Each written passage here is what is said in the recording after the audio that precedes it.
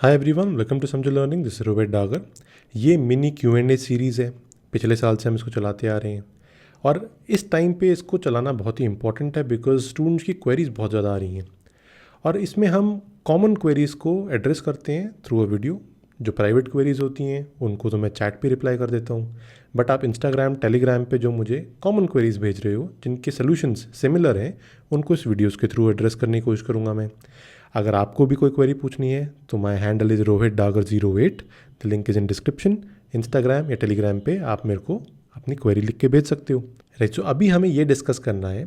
A student नाम इतना important नहीं है, उनकी क्वेरी इंपॉर्टेंट है। Sir, I started my UPSC preparation in 2021। इस साल प्रीलिम्स दिया, कुडंट क्वालिफाई। यूट्यूब पे आपका चैनल देख रहे हैं, ठीक है।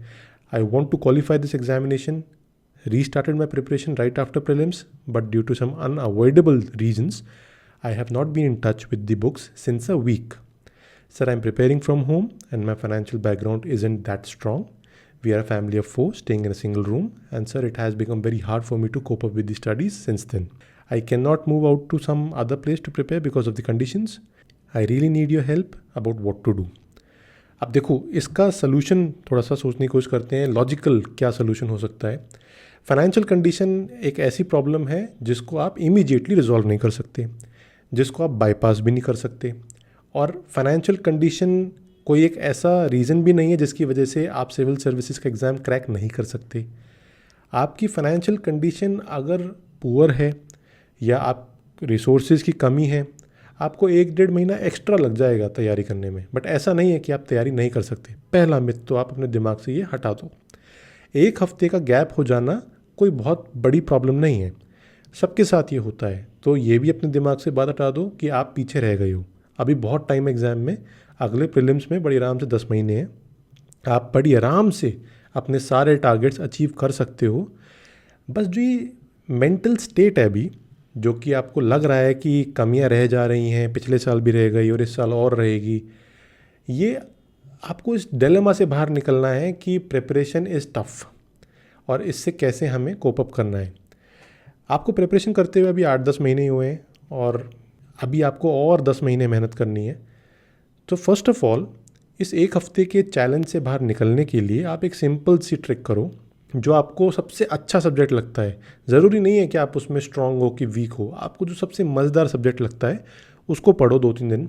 आप वापस अपने एक मोमेंटम में आओगे, अपने सही बेंट ऑफ माइंड में आओगे, and then you would start realising कि थिंग्स आर नॉर्मल और मेरे को अब थोड़ा सा एक स्ट्रिक्ट स्केड्यूल बना लेना चाहिए। एक गलती मत करना जो ज़्यादातर स्टूडेंट्स करते हैं कि जब भी वो आउट ऑफ ट्रैक होते हैं, they want to come back with a bang. एक बहुत ही बढ़िया वापसी करते हैं और बहुत ही बढ़िया सोल्यूशन निकालने के लिए स्ट्रॉन्ग अपना स्केड्यूल बना लिया, बहुत सारी चीज़ों को प्रॉपरली जॉट डाउन कर लिया और फिर उन सबको पढ़ने के लिए तैयारी कर ली। उस शेड्यूल को कभी भी फॉलो नहीं कर पाते हैं। डेस्परेशन में जो भी शेड्यूल आप बनाओगे वो अचीव नहीं हो पाएगा, टारगेट्स अचीव नहीं होंगे। शांति से, ठंडे दिमाग से, कॉन्फिडेंस के टाइम पे जो शेड्यूल बनाओगे वो अचीव हो जाएंगे। आप अभी कुछ भी शेड्यूल मत बनाओ कि आपको अगले 3-4 महीने क्या पढ़ना है। आप सिंपली ये देखो, सबसे मज़ेदार जो किताब लगती है उसको 2-3 दिन, 4 दिन, 5 दिन पढ़ना है। अगर आपको MCQ सॉल्व करने में मज़ा आता है, 4-5 दिन सिर्फ वही करना है। अगर आपको आंसर राइटिंग मज़ा आता है, 3-4 दिन सिर्फ वही करो। इससे होगा क्या कि जब आपको लगेगा कि now I am in the right state of mind, तो अब अपना प्लानिंग कर लेते हैं। दूसरों को मत देखो इस टाइम पे कि बाकी लोग क्या कर रहे हैं, आप क्या मिस कर गए हो। बहुत ज़्यादा मोटिवेशनल वीडियोस देखने के चक्कर में भी गड़बड़ हो जाती है। आप पंप अप तो हो रहे हो शॉर्ट टर्म के लिए, बट मिड टर्म के लिए आप डीमोटिवेटेड हो। तो ये शॉर्ट टर्म जो मोटिवेशन होती है ये तब कामयाब रहती हैं जब आपको थोड़ी सी कमी महसूस हो रही हो। जब आप 1 हफ्ते 2 हफ्ते गैप ले जाते हो और आपको हाईली डीमोटिवेशन आपको फील हो रही है, तो किसी और के बताए हुए तरीके से आप आगे नहीं बढ़ोगे, वहाँ गड़बड़ होनी शुरू हो जाती हैं। अपने खुद के तरीके पे ही स्टिक करना ज़रूरी है। Self motivated individual generally is able to cope up with such situations, और 1 हफ्ता कोई इतनी बड़ी बात नहीं है। फैमिली कंडीशन पुअर होने की वजह से आपको रिसोर्सेज में कमी महसूस हो रही होगी, बट ट्रस्ट मी, अगर आपका अप्रोच सही है तो आप अपनी NCERTs और रेफरेंस बुक की स्ट्रॉन्ग ग्रिप के अकॉर्डिंगली भी आगे बढ़ सकते हो।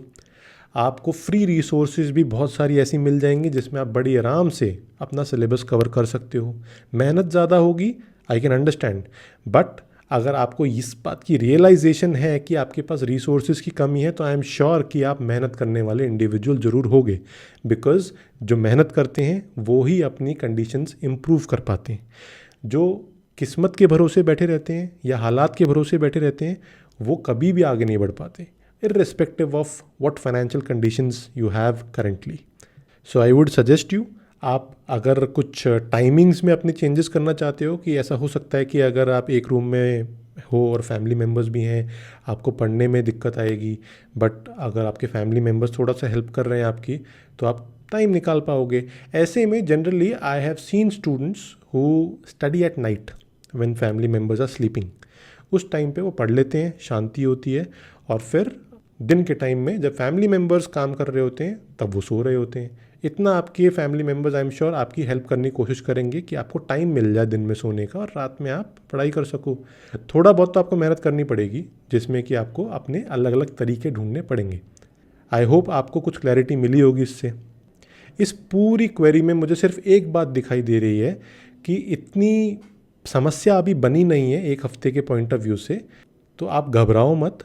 फैमिली कंडीशन के पॉइंट ऑफ व्यू से कंसर्न आपका जायज़ है, उसके लिए भी घबराने की ज़रूरत नहीं है। सोल्यूशन ढूंढने की कोशिश करो, रात में पढ़ो, जो लिमिटेड आपके पास बुक्स हैं उनको अच्छे से पढ़ो, और स्टेप बाय स्टेप जब आप पढ़ के आगे बढ़ोगे आपको रास्ते दिखने शुरू हो जाएंगे। I hope you enjoyed watching the video. ऐसी सिमिलर क्वेरीज जिनकी होंगी उनको शायद कुछ समझ में आया होगा। See in the next one. Thank you.